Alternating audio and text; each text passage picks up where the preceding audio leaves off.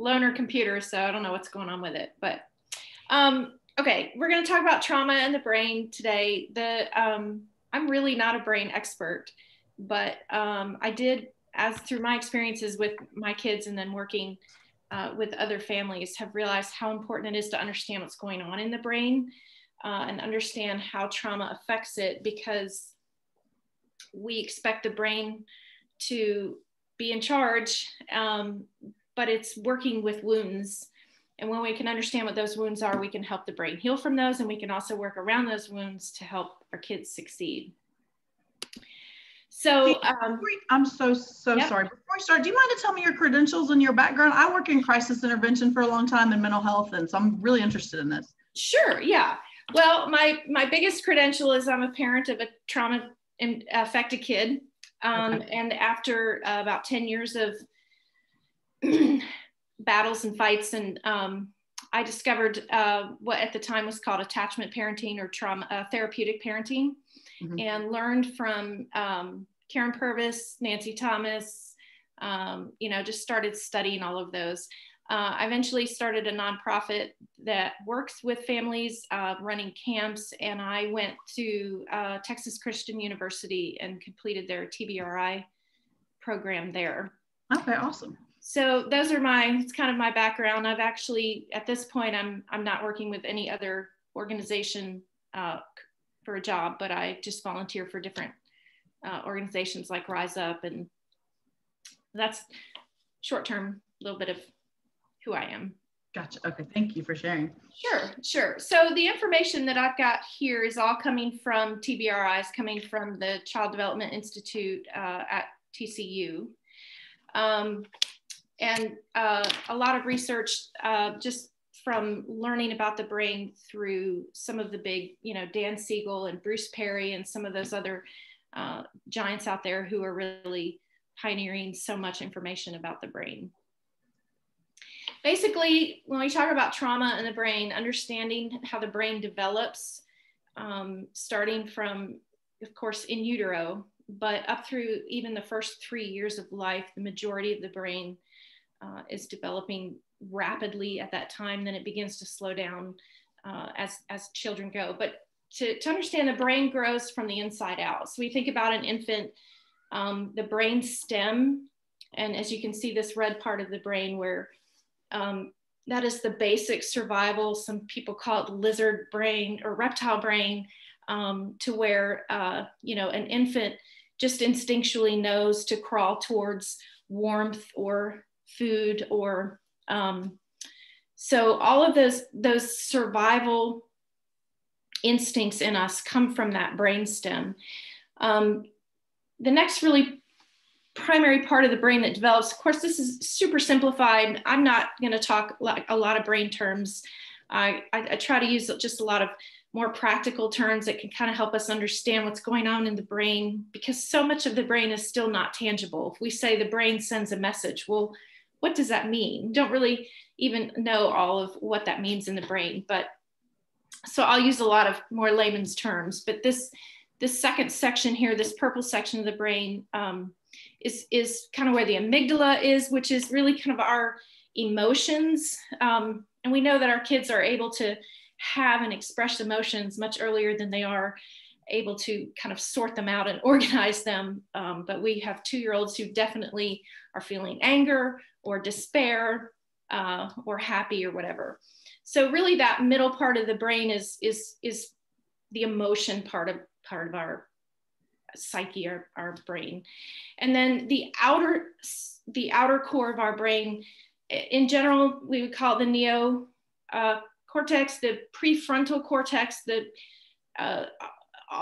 parts all out there in the blue part of the brain do things like logic, reason, language. It's really the thinking part of our brain. And obviously that develops last, as we're talking about the brain developing from the inside out. It's not that one gets done and the other starts, but as they're developing, the survival part of the brain is mostly developed by the time our children are 3. So as we think about the brain, we think about these 3 main parts, and really when we get into trauma, we're going to really kind of rope together the brain stem, the survival instincts, with the emotional, the second part of that middle part of the brain, to really kind of actually end up putting them in two categories. These are just some terms. I'll often say the survival part of the brain, the emotions, but the cerebral cortex here, and the prefrontal lobe in the front of our brain is our thinking brain. So when we think about the brain as a message system, right? And it's telling the body what to do and how to act and what to think. And all three of these parts of the brain send very crucial messages to our bodies to know what to do. And really, most of the time, we can lump them into one of these three categories for the most part, whether something is for survival. I've got underwater, I need to get up for air. That survival part of the brain is going to tell my arms to push down to get me to swim, to get up. The emotions, I feel sad about something, I feel angry about something, and of course, reason, which is, you know, how we can use language and logic. When we talk about how the brain works, eventually, as the brain grows, each outer part of the brain, we want to become the boss. And this is terminology I use with families and kids, and it just makes more sense to me. So when I talk about who's the boss, it really, that part of the brain that's sending messages, often those messages could conflict with each other. So I might think I see a bear, but I know in my mind that I'm in the mall and it couldn't have been a bear. So I've got the survival message, and then I've got reason. And what we want is for, as a brain to develop and mature, for the reason, all the neocortex parts, those blue parts of the brain, to be in charge, so that we use logic and reason above everything else. It doesn't mean those other messages aren't important, but often they're flawed or distorted. And our logic and reason is what helps us sort those messages out. So we know that if we're hungry, we don't have to fight for food. We know logic says, I can eat when I get home. I'm not going to die right now if I don't eat. When our kids experience trauma, different parts of the brain actually are affected by the trauma. And so each of these three areas, these message centers, are affected by it. And most of our kids who end up with trauma, their survival brain and their emotions brain are the boss. And the logic part doesn't develop healthy because things have happened during the survival and the emotion stages of development. I know it's kind of like all just, so I'm going to lump those together. I'm going to lump the survival and the emotion brain and call that the downstairs brain. This is a term that is often used in trauma affected programs. The downstairs brain and the upstairs brain being this upper part of our brain that can use reason and logic. Now, what happens when our kids are experiencing some sort of trauma during the developmental stages, the survival and the emotions are strengthened, they're heightened, because it's a form of survival that we have to listen to those messages, so they become very, very loud in our brain and they become the boss. And as you see kids develop, we see that they continue to be regulated by the downstairs brain, where it's emotion and fear that is determining their behaviors. And that when we try to talk to them with logic and reason, it doesn't make any sense. That part of the brain is not the boss. So that those messages are much softer, quieter, lost, disorganized, and the downstairs brain messages have become much stronger. So as we're talking about developing a brain in basically these phases, and again, I'm oversimplifying, they do overlap, but if you're building a building and you have, you've got the foundation and you've got each floor of a building, if there's one part in the building that's messed up, that receives some sort of trauma or is disorganized or not strong enough or too strong, or doesn't add up architecturally, the measurements, not only does it affect that one area, it affects everything that's built on top of it. And that is the big concept for trauma affected brain, is that we can see things happening in the brain, sometimes in their teens or in their young adult life, that we actually can link back to trauma that the brain has experienced even decades ago, but it's not going to show up at the time. It might show up, and it might show up in different ways. So we might have sensory processing issues with a child, but then as that child becomes a young adult, we see that they have problems with organization or learning new habits and things like that. So a lot of times the brain, we're understanding these things that happened to the brain helps us to then decipher what's going on. And this is just another example of, if you think down here in the corner where there might be a brain has endured some sort of trauma, it could be neglect or abuse. It could be something like ear infections, or the family went through a tornado and lost their home. I mean, it could be all kinds of things. Acid reflux for a baby, any kind of thing where they have a need and it's not met. The need is not met. That releases cortisol, the stress hormone, into the brain. And what that stress hormone does is it numbs the thinking part of our brain. Extended releases of cortisol have a permanent effect on that front part. It's called an acid wash. So when a child has any kind of repeated or prolonged trauma, that continual hormone of cortisol, that continual acid wash, not only just numbs the thinking part of the brain, but can actually do damage. And we'll look at some pictures of brains in just a minute. So some of the things that happen when the thinking part of the brain becomes, the emotions and the survival part of the brain become the boss. Our kids often have sensory processing issues. They're not receiving messages. So something that might supposedly just feel soft, the brain is not getting that message, it's distorted. And so it might feel harsh to them, or they might not feel pain when they should. And then a tiny little scratch or something can be the end of the world. Again, we're thinking that logically doesn't make sense, but when we understand that the brain has intentionally numbed the prefrontal cortex so that it doesn't experience this trauma over and over again, then we can see the long-term damage. So the brain has difficulty with impulse control. Again, those are driven by the survival part of the brain and the emotions part of the brain. We see fear-based behaviors that don't seem to make any sense. The fight, flight, or freeze is fairly common analysis. This additional one here is one that TBRI started to add, where our kids can be manipulative to try to work towards getting someone to be on their side, because ultimately they don't trust. And so so they've added this other F here, so fight, flight, freeze, or friend, meaning I'm going to try to get you under my control. I'm going to try to get you to be my buddy so that I can control you and I can be in charge. The brain becomes unable to soothe itself, to calm there's alpha waves, beta waves, all these waves, our brain is electric.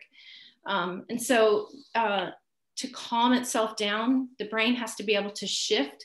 And those are messages that come from the thinking brain, and they get drowned out by the survival messages and the emotional messages.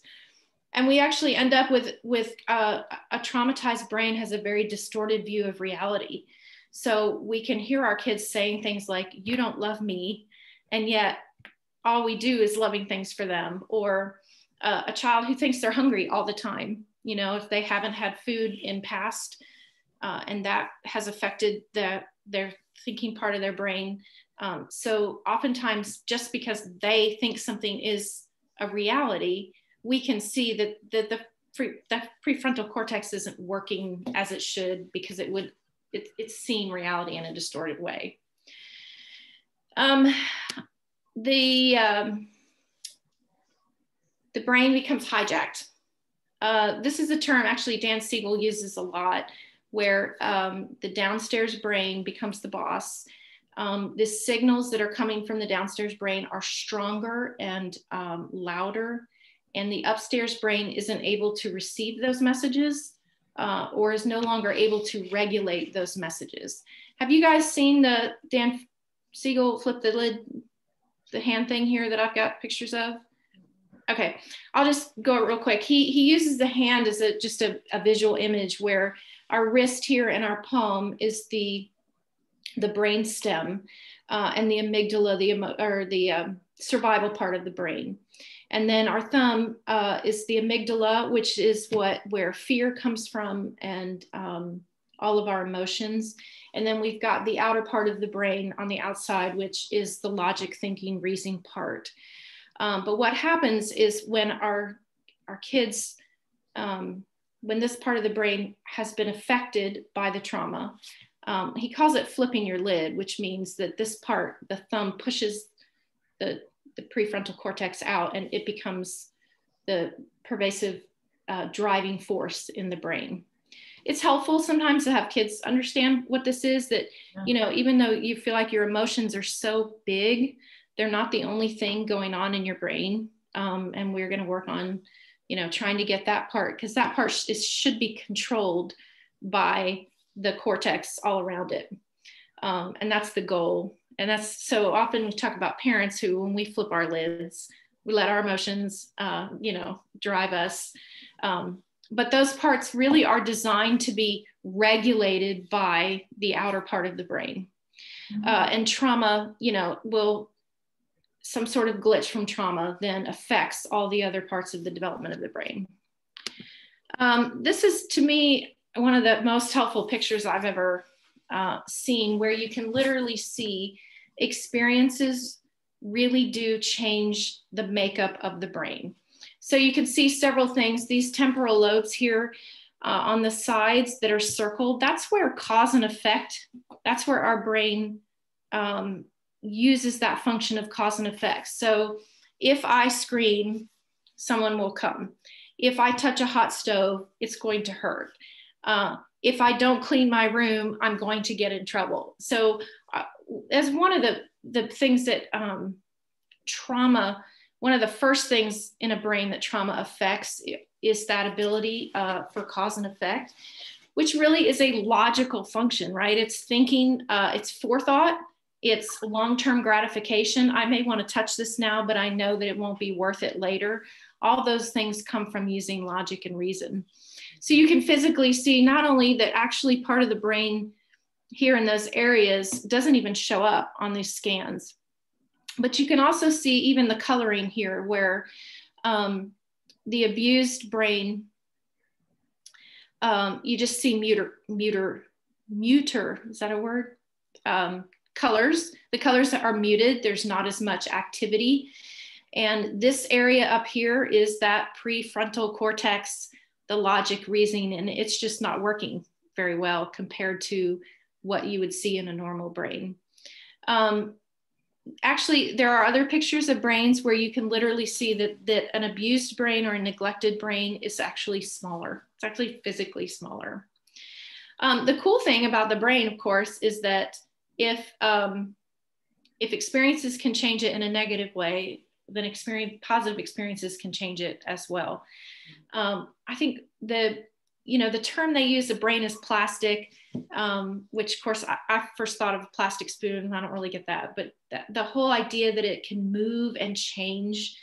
And if we think about how the body adapts to things, you think about like kids nowadays, right? They type everything, but a lot of us were kids. We had to write everything.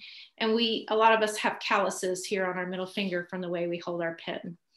Now, if that comes from repetition, where the body is adapting to a stressor, and the body is adapting in a way to where it can survive. So I'm not wearing myself down to the bone. I'm actually building up skin so that my body can adapt and survive to that stress. So our brains, in a sense, are the same way. If I stopped writing for a long period of time, that callus would go away. It might take some intervention, some, fancy essential oils or something rub in there to encourage the body to let that go, that's not necessary anymore for survival. Well, cortisol is one of the things that is necessary for a brain to survive a trauma. So our brains get stuck in that hypertension, hypervigilant mode where they're constantly functioning, and that cortisol damages the brain. And as the brain then develops with these glitches, the damage that the trauma has done, it affects the entire body. So our nervous system, our immune system, all those things are affected because our brain is working with these glitches in them. They're working with these wounds. And because our brains are plastic, they adapt. And so we see behaviors that don't make any sense. We see behaviors that are completely fear-driven or that aren't logical at all. And it's interesting how cause and effect is one of the first ones where our culture is very consequence-based in the way that we deal with kids, with each other really, but kids in school, kids at home. If you get A's, you get ice cream. If you get F's, you can't go to Dollywood with the family. I mean, it's all just very consequence-based, but that requires cause and effect thinking. That requires a kid to think through long-term gratification. I'm going to work hard now because I'm going to get a reward later. And a brain that's been through trauma can't function that way. Sometimes we want to say to kids, calm down. And of course, that's using logic and reason, right? But if we understand that their brain isn't able to short term, now their brains can eventually over time, but short term we see the brain doesn't have the ability to function that way. So then co-regulation and some of the other calming, techniques and exercises and things that we do that are more trauma aware come into play. If we just think you're just being impossible, it's not really a thing. There's a reason why our kids are struggling with things that seem logical and easy and reasonable to us. And when we can actually see that they're working with wounds, it can help us in understanding, just even to just say, why are they acting this way? Or why do they keep saying these ridiculous things? Why are you freaking out when you got a tiny little cut, but last week you had a fever of 102 and you didn't say a word, and the complexity of the brain is so amazing. It's way more, than I can understand. But when we have basically an overactive amygdala, the amygdala again is the source of emotion and fear. As it's developing in an overactive state, and it continues to stay that way, just like my callus will continue to stay that way until we are doing some proactive work to calm it down, because it's adjusted. This is how kids who go through trauma survive, because their amygdala is overactive. It keeps them alive through a trauma. But once they come out of a trauma and they're in a safe place, that amygdala is still going strong because that's how it developed. So some of the things that happen with the overactive amygdala, they don't feel safe ever. It's that feeling of, you get home from work or you've done some big job and you just want to go, I don't want to pay attention to anything. Their amygdalas don't function that way. They're paying attention to everything all the time. That's exhausting, but they have to stay in that state all the time. Hypervigilant, always looking to see what's the next thing that's going to hurt me. The brain, like I said, is unable to calm down, rest, or sleep. So it's always active. It's always firing. We see this with the lack of imagination. In order to imagine something, you kind of have to let go of reality and put yourself into a different place, or imagination is, such a mental exercise. The brain is too busy. Reality is too important right now. So if you're in a dangerous situation, you're not going to sit there and dream about, you know, walking on the beach. You've got to pay attention to what's around you. But imagination is one of the things that develops a brain. It stimulates parts of the brain in the cortex that are developing. So when our kids can't have an imagination, they're actually then limiting further development. Again, this is that same concept where because there's a wound here, it affects all the other parts of the brain. Our kids have an inability to learn for the same reason. The amygdala is very busy. It's sending all the messages, and our kids are not able to let go of their safety in order to concentrate on anything else.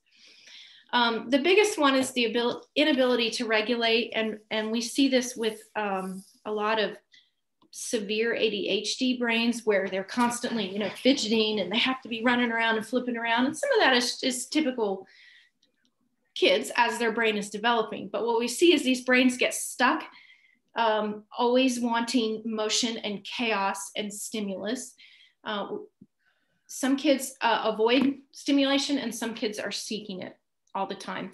Either way, they're not able to regulate when it's appropriate, when it's not.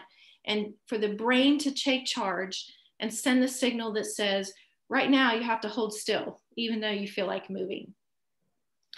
And this often makes sense when we see a child doing this, but our instinct is to want to force them to act in a certain way. Again, if we have a brain that's got these wounds, they can't do those sorts of things. So those are some of the things that the amygdala can interfere with regular normal behavior and development.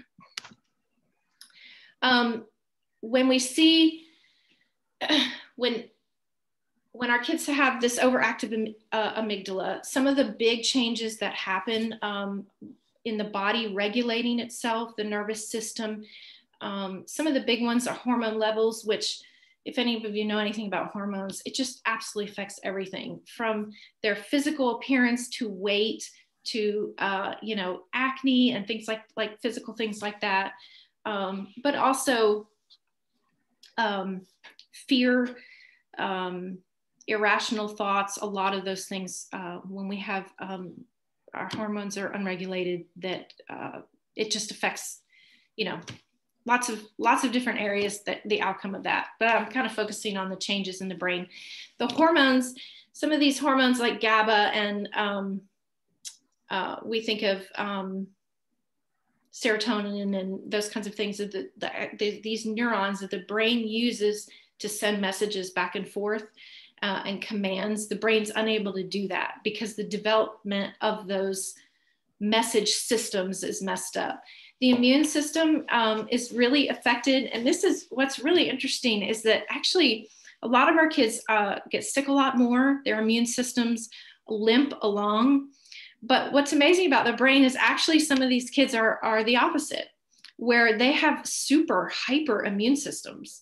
And we have lots of families who have kids who never get sick, but their brains have, again, it's that adapted, in order to survive, their brains have put more into developing their immune system. So we actually see both. We see kids who get sick a lot and struggle, but we also see kids who have these like superhuman immune systems and can go their entire childhood and never get a fever. But a lot of times that is connected to the trauma that their brain has been through. Neurological functions, so sleep is a big one. Things like imagination, a lot of things like that will see deficits in the way that their brain is working. Regulation is the key one that ends up being frustrating for those of us who are interacting with them, to where they're not going to be able to calm themselves down. They're not going to be able to gauge what's appropriate in a situation. So they may be laughing and giggling and you're at a funeral, but they're not able to regulate what's going on in their brains and restrain that and push that to a later time.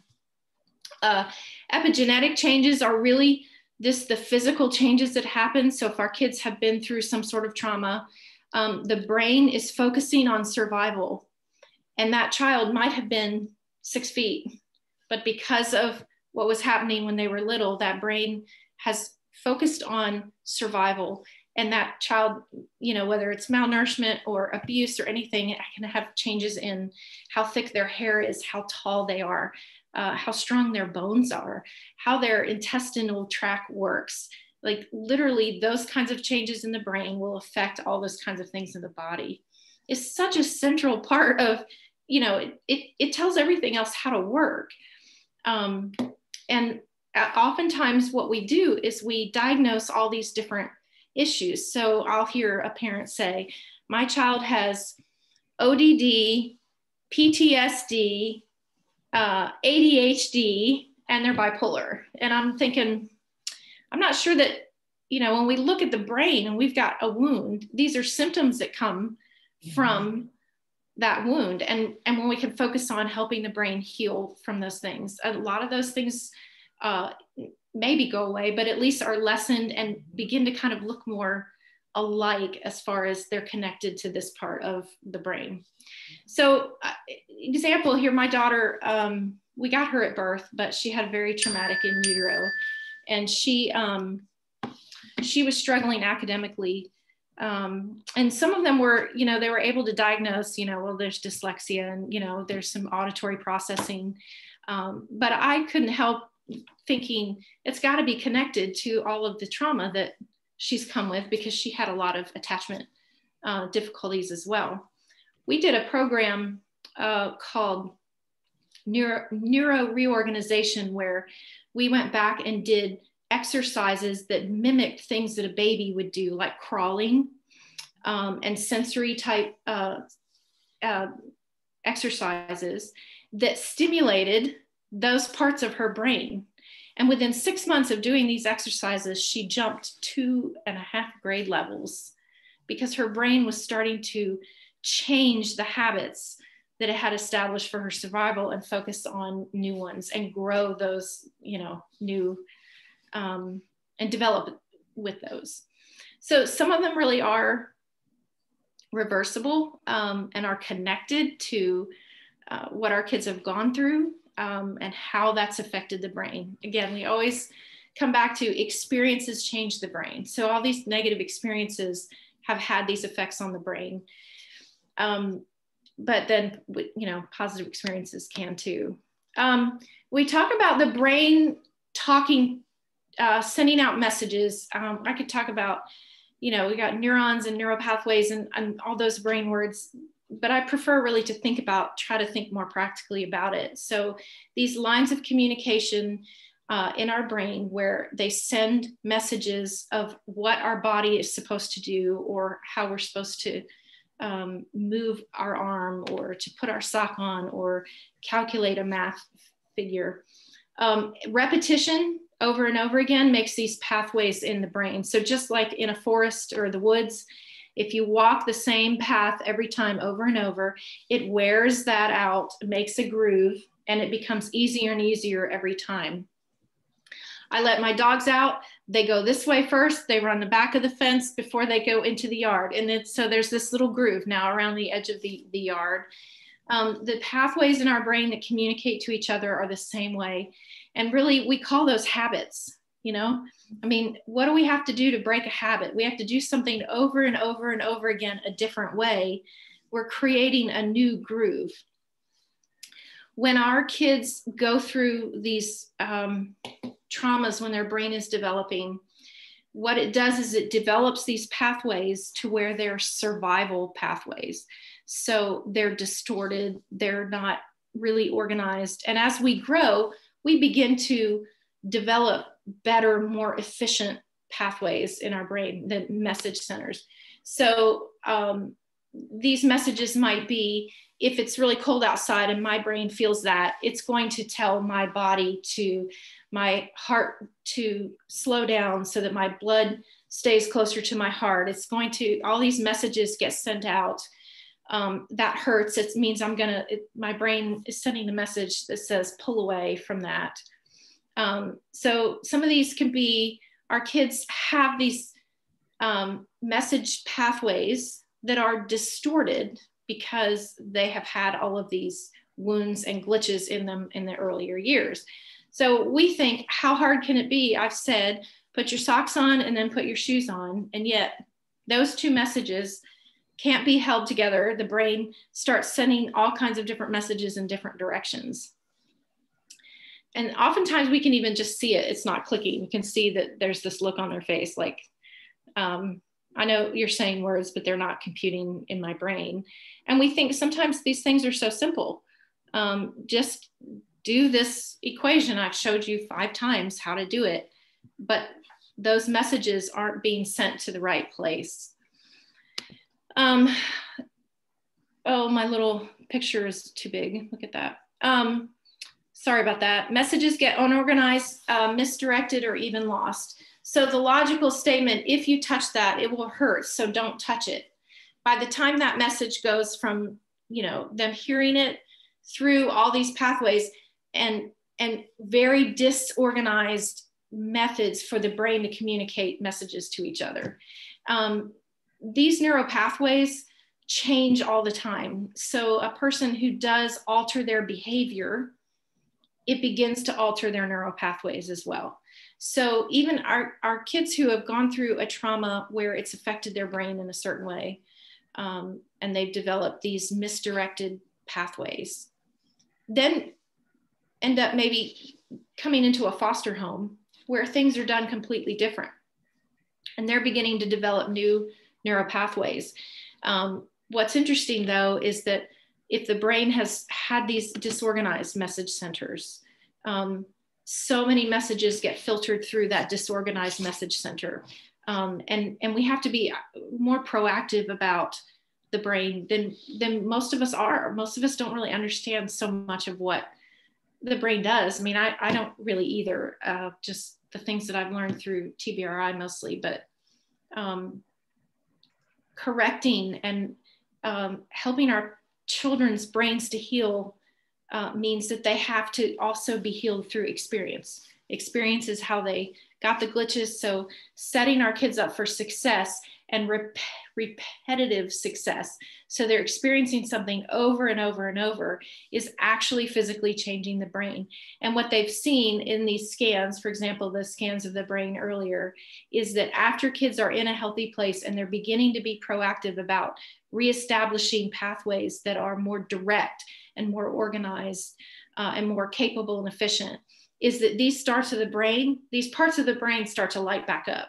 They start working again. They start filling out those gaps that weren't there before. So that's, to me, it's always very exciting to see that kind of effect when you can see the results in their behavior. So that's sort of just a very quick synopsis. There's really 2 concepts here. One is understanding how the brain develops the 3 parts, what they do, and how the inner parts affect the outer part. And how our objective is to help the upstairs brain be the boss. Another terminology that can help is a lot of people say you take the high road or the low road, and meaning the upper brain versus the lower brain. Front and back, some people use that expression, although back, it's not really back as much as it is, the base of your brain. But if we're understanding and we can identify that the trauma has affected their brain in a way that they are acting based out of the downstairs brain as being the boss, then that can help us, obviously, when we're interacting with them and understanding, there is no why to some of the behavior that they have. So that's the one concept, is understanding the 3 parts of the brain and how they develop on top of each other. And the other concept is understanding those pathways that our kids have, that the brain is plastic, the plasticity of the brain, and that these have developed over time, over repeated experiences, and that repeated experiences, the brain will adapt to those and change to those. So basically those 2 things are kind of the big 2 things about trauma in the brain. We've got those developmental things that show up even years later, and then understanding the pathways and the message center, understanding the brain as a message center, that it's not able to communicate as well with each other. So we got a late start. I kind of flew through a couple things, but does anybody got any questions or anything to share? Experiences or? I could share, but it'd take an hour. I will say from my education and things, a lot of what you're talking about is familiar and recognizable. And the way I think about when I'm working with people with trauma is I always think of like the pathway you're talking about in the woods, kind of like, in my mind, it's like a bike path. Mm-hmm. And when you're on the path, if you think about it like things that you do automatically, you probably take the same way home from work every day. And you get to the point where sometimes you're like, wow, how did we get home? I don't even remember driving. It's that, you know, that mm-hmm. the repetitive stuff. And it just helps to remember, like you said, the repetition because when they're experiencing that trauma, it's that repetitious, a lot of times it's those negative thoughts inside. I like to use mantras to help positive cognitions, you know, repeat it over and over. So you can unlearn the negative things that you're saying about yourself a lot of the times when you've been through trauma. But no, I really appreciate, that was really enjoyable because it's got my mind going with all kinds of things. Yeah, and if you think about those pathways for a healthy brain, that pathway is it's the shortest, most direct, efficient way from one side to another, right? From one place to another. So if we think about our brain sending a message from the, you know, that is cold to don't touch it, or that's hot, don't touch it. That's a direct thought. But what happens in our kids' brains is that actually ends up going back here to, will I get in trouble, to here to, do I think it'll be fun, to here. So it's an extremely inefficient path that goes in many different directions. But that's the path that they're used to it going in. So they're gonna do that, you know. So it's often, that's kind of why I had that picture of the maze, to where sometimes you're just thinking, how in the world did you get from me telling you to go put your shoes on to you're outside jumping on the trampoline or something, you know, that's completely unrelated. So those pathways are extremely inefficient and garbled. Yeah. And I always think too, like, because you talk about the chaos, I mean, they're comfortable in the chaos mm-hmm. because that's what they know if they've been through a lot of trauma. Mm-hmm. And so in order to get the messages through, sometimes you have to slow everything in the environment, calm everything down so the emotions aren't acting as heavily, and you can focus on short steps instead of, you know, go get your shoes, then do this, go get your shoes, then they do that, then the next step. Yeah. Then the next step. Yeah. Slow it down so that it's not so overwhelming, because you're setting them up for success. Go get your shoes. It was a successful experience. So then those positive thoughts, I did it. I did what I was supposed to do. Mm-hmm. And the more they can have those successes, the more those pathways, yeah, like you said, are developed to where we have to set them up to where they can do it. And that does mean, you know, I mean, a lot of our families, we have to tell them their kids, you know, after years of trying to make their kids happy, they've got toys out the wazoo and the chaos in their room. And so having them pull everything out of their room so they have a calm environment, so you can focus on this one thing. This one thing is, do not pull the sheet off your mattress. You know, we're not going to worry about anything else in life. You're going to focus on, one thing. And that sets their brain up to have a success. And those experiences are so powerful and they need them so badly.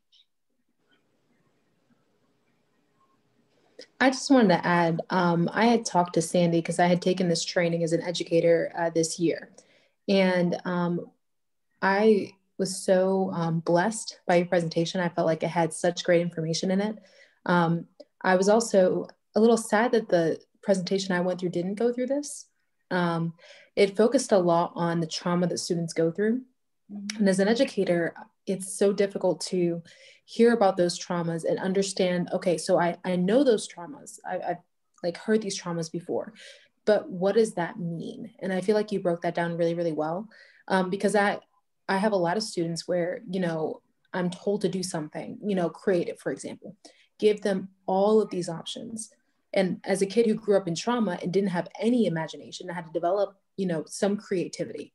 I didn't know how to create. You know, you could tell me create this and I had no idea. And I felt, you know, negative about that. And so, you know, as an educator, I've tried to compensate for maybe a lack of creativity, but I didn't understand that came from a trauma. I just thought, you know, my personality is like that. And I've developed it, but again, they haven't. And so let me just do this. And so just to hear about, you know, the mixed messages and, you know, what you mentioned about the utero, because like me and my siblings are adopted, and there was a lot of abuse in the utero that my mom had to deal with as an adopted mom. And so, you know, while we might not have experienced certain things, we still had a lot of, I remember my mom telling us to calm down, you know, and I remember as a kid thinking, I don't know how. And having, you know, as an adult to learn, okay, well, this is how I calm down. Mm-hmm. So as an educator, when my kids are really overwhelmed, I typically don't tell them to calm down. Like, and that was just something that I didn't understand fully, came from the trauma mind. I just thought it's these kids and it's me. And so it was really nice to see, you know, in your presentation, how you really talked about the closed fist and the upstairs and downstairs. And, you know, I lead a group of students, which quite a few of them have experienced some severe trauma. And I think that this would be good for them to know, because I think sometimes it's so difficult for them to be in a classroom with so many different kids that have not experienced trauma. You know, I'm very blessed to work in a school with privileged students who have mom and dad and have, you know, stable backgrounds and no drugs. But then I have a few other kids who have experienced those things. And when they see themselves in the classroom with other kids and they see these kids be creative and they see these kids go into, you know, advanced placement classes and IB classes and things like that, and they don't get to experience that, I can tell them it's not permanent. You know, like what you're experiencing right now is not permanent. And that's just really cool. So I'm excited to share this stuff with them. I would love your PowerPoint if you wouldn't mind, so that I can share some of this stuff with them, because, you know, this stuff's just not being talked about. Creativity is spoken about as something that you're born with. And if you're not born with it, well, tough luck, you know, and intelligence is taught to them in a way that's fixed. You know, either you're really good at English and you're really good at math, or you're not, and you're just not school material. So I think just learning some of these things would be very powerful. Yeah, I mean, and our kids feel dumb because they can't learn at the same rate that a person who hasn't been through trauma, but they're not. It is so, I do think that's, you know, and I would love to get more into how to help them. Like that's my passion. That's what I love to do. This one, I really just sort of try to focus on what it's doing to the brain. But there's so much more that, and like you said, the fact that you don't tell your student to calm down, that's just blah, blah, blah. It's like Charlie Brown, or the teacher, you know, wah, wah, wah, wah, wah. That doesn't make sense to them because their brain isn't equipped to do that. But to co-regulate with them, which means that you know that they're all hyped up. And so you begin the deep breathing. If we have somebody who's looking and making eye contact with us and they're deep breathing, it makes us do it. We mimic what we see, right? So if we're just deep breathing with them, we're not telling them to calm down. We're just demonstrating, we're co-regulating with them. They're going to adapt those things. But if we just say calm down, they just feel like either a bad kid, or they don't care because it doesn't mean anything, or they're a failure. They're dumb. They can't do it. I mean, I remember my daughter saying, "Why was I born bad?" And I'm thinking, "You weren't born bad," you know, but that's how she felt, just because she couldn't behave the same way her brothers did. And of course, in those early years, we didn't understand it. We just did everything wrong. But once we learned to understand that what your brain is dealing with is preventing you from doing those things, but it's not that there's something wrong with you, or that, you know, you're a bad kid. You weren't born bad. But I love that you were saying that just not say calm down, just like that drives me nuts. I can't stand when anybody tells me to calm down anyway, but makes me. And I feel like if educators understood this more, because we were just having a conversation and it was between teachers, and I was telling one teacher, I said, I put directions up. I clearly highlighted what they needed to do. And they still asked me, what do I do? And so I told her, I said, I don't know why I give directions. I might as well just, you know, speak everything. But then if I speak it and I don't write it, then they still don't get it. And I feel guilty now, because as we were talking about, we were laughing because we're like, why can't they just read the directions? But I wonder, just especially the kids that were asking the questions, how many of them, I know personally, some of the trauma some of them have been through, but I realized that I wasn't as sensitive as maybe I could be.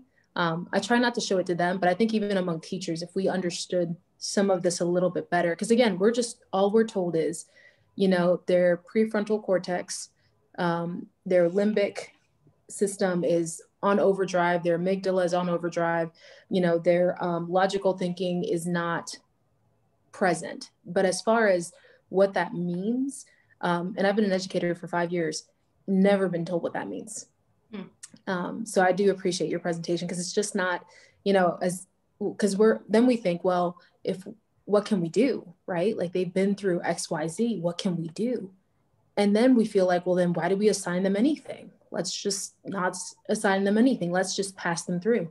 And so I've been a part of teams that have passed kids through, because we're just like, the kid is doomed, but at least he'll get his high school diploma, and at least he'll be set off, and we feel so hopeless, because we're just like, well, we hope we can do the best we can. And we have, counselors, and we have psychologists, and we have, university professors talking to us, and none of them tell us these things. They just tell us, don't be so hard on the kid. You don't know what they're going through. Be patient. And, after this 10th time of telling Johnny to write his name on the paper, and come in and sit down and do it this way, it can be really frustrating. And most teachers, we just throw our hands up and say, this is hopeless. This kid's not going to get it. And I've been guilty of that with a couple of kids.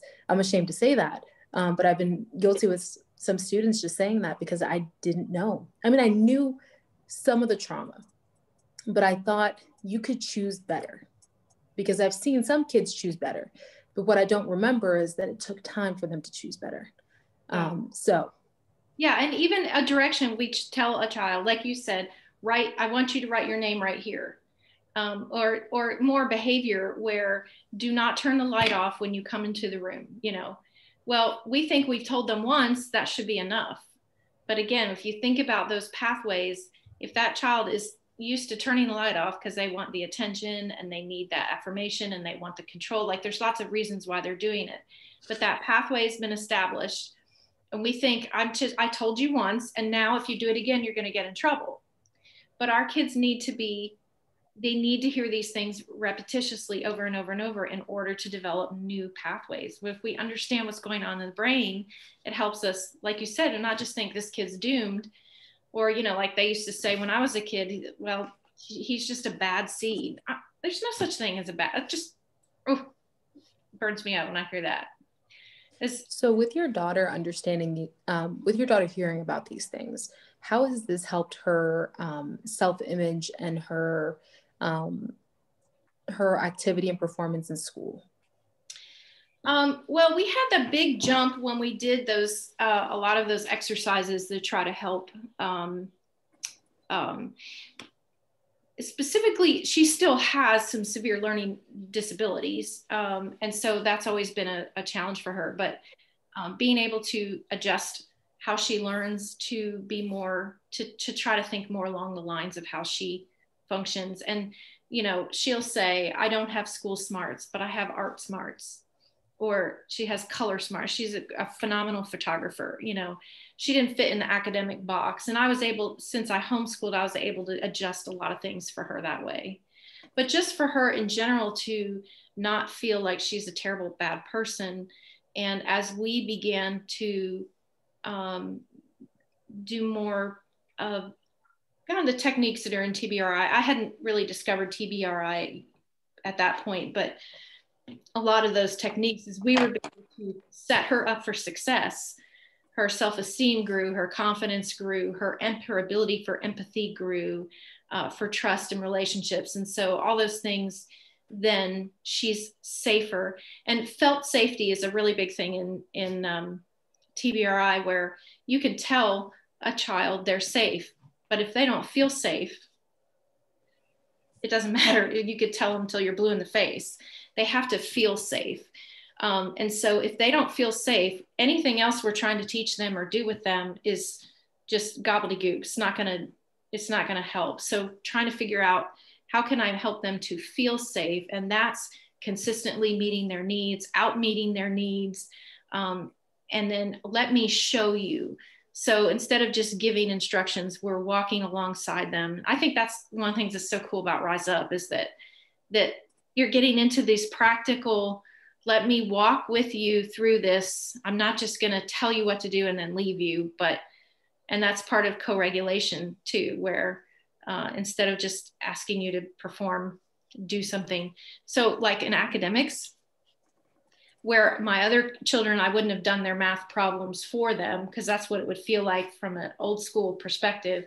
I would do them with her, and I would do the steps, and she would then learn as we did them together. But then, so in the beginning, I'm academically succeeding and she's coming along with me. And then I begin to invite her into it more and more of the process, to where then she has been experiencing success enough to where her brain is capable of doing it. And every time we do something, the next time is easier. You're really super nervous about going to the gym. You're self-aware. Everybody's going to be looking at me. I don't know how to use the equipment. The next time you go, it's a little bit easier, right? The next time you go, it's a little bit easier. It's the same with the brain. So in academics, a lot of trauma affected kids get more assistance, in the sense where they're walking through those processes with them, setting them up for little tiny successes, and those then improve their ability to succeed the next time. I don't know if that answers your question, but that's some of what we went through with Abby. It does, because like I said, I think in education we've made the mistake of focusing so much on the trauma and not on its effects and what we can do about it. And I think a lot of our kids have, I can just speak from the kids that I've taught, a lot of my kids don't know these things. They know the trauma. They can tell you. I have a child, for example, who she will tell me, Miss Johnson, I'm on medicine for this and this and this and this, and I have this wrong with me, and I cannot do this, and I cannot do that. And it's like, well, what can you do? What are you capable of controlling? She doesn't see that. And what's intriguing about it is that she comes from a very high profile home. Her parents have been married for over 20 years. She has 4 siblings, but out of all of them, she has the most behaviors that are associated with trauma.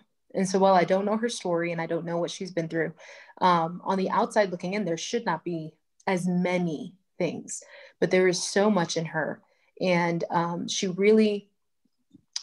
just has accepted it, and she's accepted her symptoms, and she's accepted her behaviors, and she's accepted that she won't be a certain way, but she's accepted it as far as like, I can improve. I can't be better. I am who I am. And so this excuses any bad behavior that I have. This excuses any decisions I make.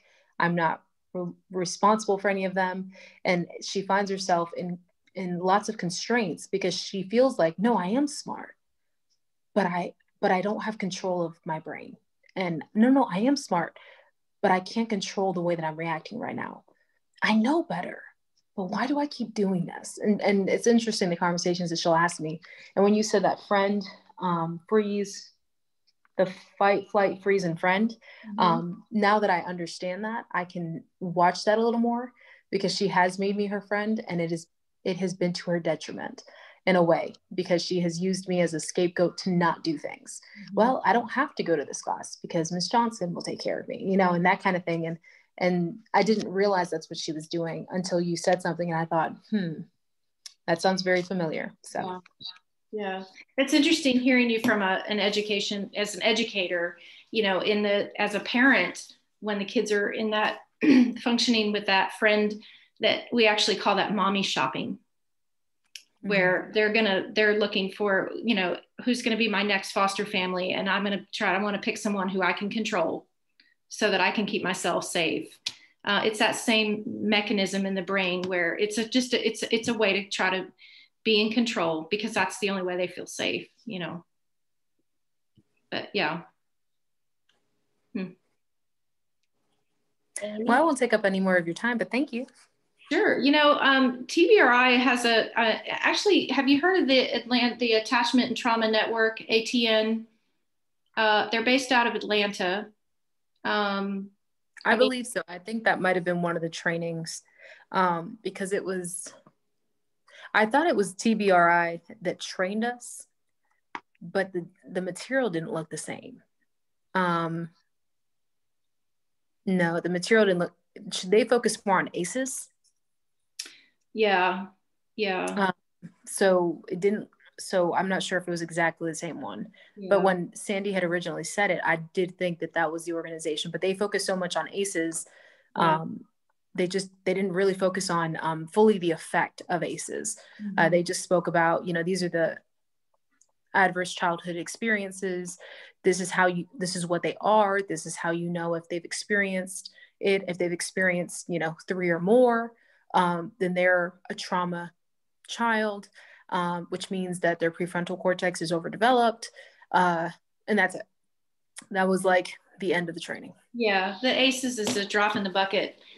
I would encourage you, if you're interested in, TBRI has a lot more of the practical outworkings of how